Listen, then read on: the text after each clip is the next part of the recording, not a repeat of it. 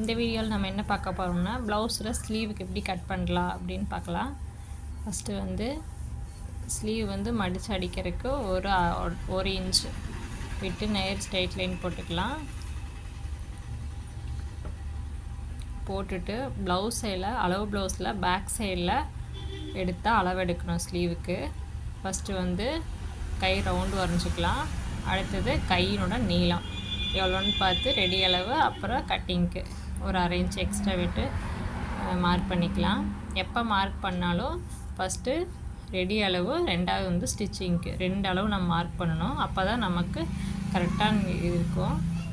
அடுத்தது சென்டரில் ஒரு டாட் வச்சுக்கலாம். அதை வச்சு நம்ம கையோட ஆம்கோல் அளவு வரைஞ்சிக்கலாம்.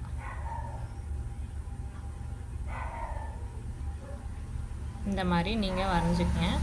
அதுக்கடுத்து ஃப்ரண்ட் சைடு வந்து கொஞ்சம் குடஞ்சி எடுக்கணும். அதுக்காக நம்ம அளவு ப்ளவுஸில் எந்த அளவு கொடுத்துருக்காங்களோ அதே அளவு நம்ம மார்க் பண்ணியே எடுத்துக்கலாம்.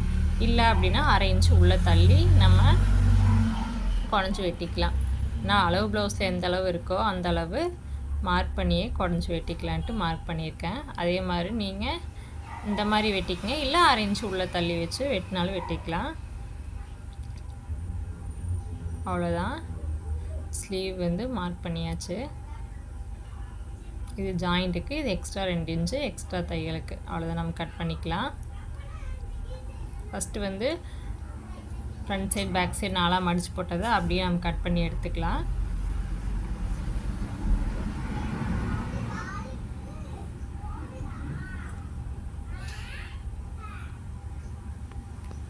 ஸ்டிச்சிங்க்காக இங்கே ஒரு டாட் வச்சுக்கலாம். நெக்ஸ்ட்டு கையை கீழே மடிச்சடிக்கிறதுக்கு ஒரு டாட் வச்சுக்கலாம். அது சென்டர் டாட். அவ்வளோதான். இப்போது நாம் ஃப்ரண்ட் சைடில் இருக்கிறது குடஞ்சி எடுக்கிறதுக்காக இது என்ன பண்ணணும், 2ஆக ஓப்பன் பண்ணி எடுத்துக்கணும். ஏன்னா நமக்கு ஃப்ரண்ட் சைடு மட்டும்தான் குடஞ்சி எடுக்கணும். அதனால் 2ஆக விரித்து அதுக்கப்புறம் தான் நாம் இப்படி குடஞ்சி வெட்டிக்கலாம்.